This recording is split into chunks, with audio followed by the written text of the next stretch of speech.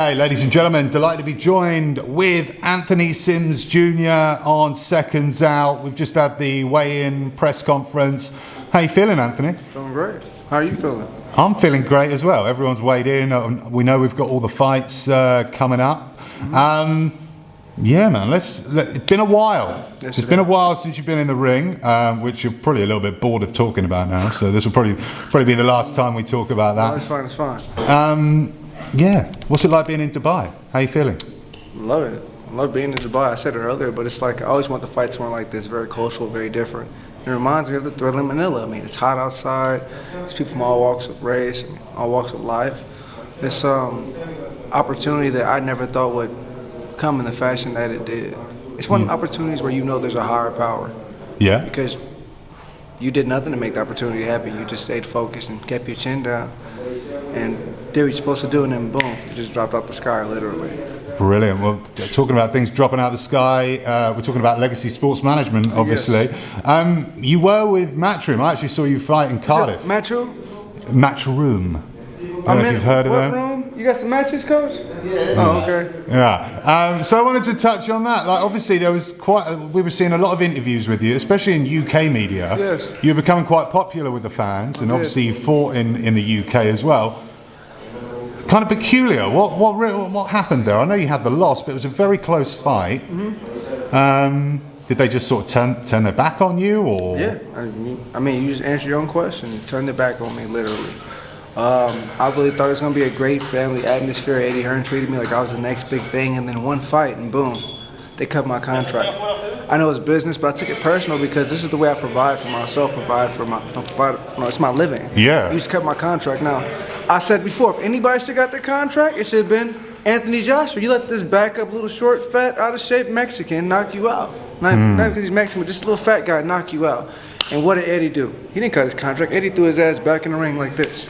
Yeah. Me, I lose a fight, tough opponent, and there was many things outside the ring that played a part in this, but I lost the fight. Close decision. Wasn't my best night, but I still came out the ring, all intact. And what does he do? Cuts my contract, tells me I don't have what it takes to be a champion, even though he's never put on a pair of fucking gloves, which I'm just like, What does that mean? Eddie Hearn? Yeah, he told me I didn't have what it took to be a champion. He cut my contract, and then that was it. I've been DMing him, texting him. And I'm saying this as if he was right here. I would say this face to face. Yeah. He ignored my calls. That's disrespectful from man to man. I put my life in your hands every time I step in this ring. And you cut my contract and you came and answered my phone calls, text me back. That's why I love Legacy Sports. Legacy Sports, they do what they say. They keep their word. And it's a family atmosphere. Yeah, it really is. It really is. It is peculiar. I don't want to go on about it too much, obviously. But you were like part of the beginning of the DAZN crew, weren't you? You were like one of the first signings. Peep this, all right? Now, there was no fighters fighting in really America as far as Matchroom. What happened? Anthony Sims, the magician, went over to England, made a lot of hoopla, and then what happened next? Let's do global expansion, global domination, and they tried to get all these fighters and create their American brand. What happened? It didn't turn out too well. Why? Because fighters can't go back and forth like that. I don't know why, but for some reason, UK fighters don't come over and make a big holler in Americas because it's two different worlds. You know what I'm saying? Yeah, like Tyson Fury, that's a good example. He's in USA permanently, isn't he? So that's quite interesting. Tyson Fury, they like Tyson Fury here because Tyson Fury has balls, guts, and glory. You know what I'm saying? And we take him serious. And a lot of these fighters come over, we don't take them serious because it's different walks of life, unfortunately. Yeah. And it's just a clash. You know, they try to bring the fighters back over to America, and it's just But yeah, that happened, and I'm just like, it didn't make sense to me. Why am I fighting in the United States when all my fans and my base is in the UK? Why? Because you're trying to make sure that you keep your little UK boys happy? Why am I still fighting in the United States? All my fans, everything I'm doing is in the UK. But you know what? Not to keep talking about him. The best thing that could have happened is what you see here, me fighting for Legacy Sports. Yeah. I needed more quality over quantity. Eddie Hearn has all these fighters, can't get a hold of them. Unless you're the top fighter, then there's no communication. I cut you off, doesn't matter. Cut me, Michael Hunter, a couple others. Legacy Sports, I need to talk to them. I call them, they answer the phone. I need gloves, they answer the phone. I need to fly somewhere, they pick up the phone, they pay for the ticket, get me there. That's what I needed. And it reminds me of how Emmanuel Stewart, the great no, Emmanuel Stewart, he was hands-on with each of his fighters. He didn't send somebody else to do his job. You know, so as far as respect, I kind of lost respect for Eddie Hearns after that because man to man, you could at least message me back. I'm DMing you. Hey, Eddie, what's up? You reading my messages and still posting. Come on, bro. I lost my fight, but I didn't get knocked out or clipped or dipped.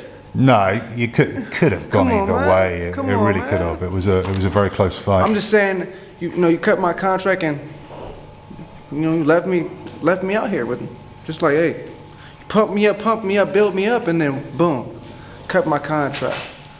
Everybody's like, damn, what happened to the magician? They think it's me not fighting. It wasn't because of me just not wanting to fight. It's because he cut my contract. They didn't care about me no more after one fight. And it's just so crazy to think, you know, I thought they really loved me and cared about me. Whether it's the photographers, the whole DAZN crew, Matchroom.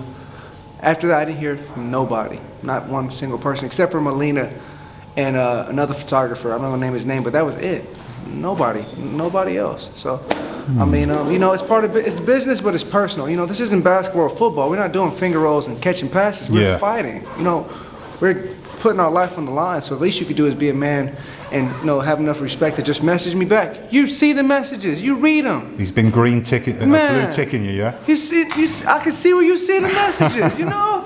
And, you know, but at the end of the day, it's business. And you know what? Thank you, Eddie Hearns. I want to thank you because if I would have stayed in this contract and been doing this and doing that, I wouldn't have had this growth. You wouldn't see the man that you see today. Yeah. So you know what? Everything aside, it was business, but thank you. That was a great favor you did for me because now I'm fighting for the WBA Intercontinental. I found the perfect coach. I found the perfect woman, and I'm in the perfect place, Dubai. Brilliant, man. Yes, so Eddie Hearns' loss is legacy's gain by the looks of things. They put their money where their mouth is. They've got you a WBA Intercontinental title shot against Hearn and David Perez. Yes. What can we expect to see tomorrow night? Like I said, the old magician that you see dancing and know that he's no longer alive. I feel like the greatest coach I've had since Emmanuel Stewart, the greatest coach in the world, Ricky Hassia, not only a former fighter and a mentor, but a father figure. He has given me growth inside the ring, but most importantly, outside the ring. He made me live life a certain way outside the ring so it reflected in the ring. Whether it's walking slower, drinking water, relaxing, you will see a common, collect professional. What I did before was amateurish. It was childish. I was going through the motions. Now you see a common, collected professional. You'll see moves that you haven't seen since Benny Briscoe, Alexis Arguello, Joe Louis, Max Baer. I'm talking about real boxing, sweet science. Just prepare yourself. You blink your eyes, you might be gone. Back. There he is. I wanted to touch on how did you keep yourself motivated when you go from being on top of the world, signing with, like, to be fair, Matchroom, they are one of the biggest promotional companies on the planet. So you go from this high with this new promotional company, you were enjoying coming to the UK, people could clearly see that, and then he stops answering the texts and the calls. How did you sort of rebound yourself? How did you keep yourself motivated? You must have been pretty down at the time, I imagine, when that was going on. To be honest, I fucking did it. There wasn't nothing motivated about me. I gave up boxing. I really gave up on life. Yeah? Yeah, literally. What? I mean, within 1 year, I lost my, okay, fucking be honest. Within 1 year, coach, let them know what I did within 1 year. Within 1 year, I lost my contract. I had proposed to the girl I've been dating for 15 years. She told me she didn't want to be with me. I lost a baby. Oh, no way. Yes, sorry, man. I lost a lot that year. Within 1 year, I lost everything I cared about, everything. But you know what? It's the best fucking thing could have happened to me because, you know what, if I'd have had a baby or done this with this person, it wasn't meant for me. And as much as it ate me up inside, I had to realize what's for me is for me. So throughout this whole year, you're talking about self-searching and identity and trying to find out who the fuck am I? What am I doing here? Why am I here? And Legacy Sports, answer those questions for me. Ricky Hassia, answer those questions for me.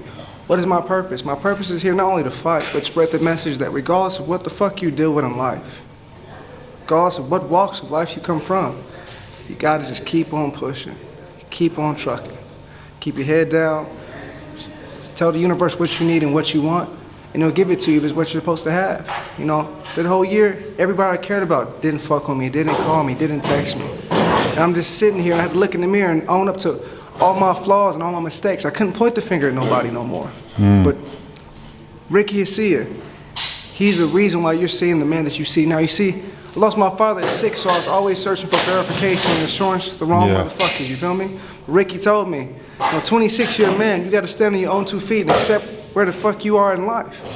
So either you gonna keep digging this hole for your ass to bury yourself in, or you gonna dig this hole and build a bridge for you to get over where the fuck you're at right now. So that's what I did. I kept digging this hole, got my hands dirty, and built this bridge to the man that you see now. I can't say this motherfucker and this, no. I made me. You know what I'm saying? I created my own self-destruction. Now I built myself back up. You know, so for those that's dealing with shit, don't point the finger. Because nobody can pray for you, nobody can live for you, nobody can eat for you. Only you can do it yourself. Regardless of what situation you in, own up to that shit. Suck it up, look at it for what it is, and push on. Great that's stuff. what I did the whole year. Great stuff, man. A message to the super middleweight division. What can they expect? Should they be worried about Anthony Sims Jr. coming into it? Because you're going to be ranked if successful tomorrow night. Man, don't say no shit like that. I'm ranked right now. All I gotta do is go get the belt. That's it. All you super middleweights, look out, motherfuckers, because I'm coming. The last magician you saw, and you can look me in my eyes on this one, I won't blink on you. Last magician you saw, I was a child, and you was scared of me then. I'm a motherfucking man now. Opportunity present itself, you're gonna see. But until then, keep your eyes open. I'm on your motherfucking back like a monkey, Jack. Just like that. Anthony Sims Jr., thank you very much for speaking to me. All the best tomorrow night. I appreciate it. And I want to say one more thing. Yeah. Little boys and little girls that's watching this right now, it's okay to feel like you're different. It's okay to feel less than. It's okay to feel like, fuck, I can't get out of the situation, or there's something different about me. But what it's not okay to do is it's not okay to not talk about it. Open your mouth up. Express how you feel. Tell the universe what you want. You'll get it. Thank you, sir.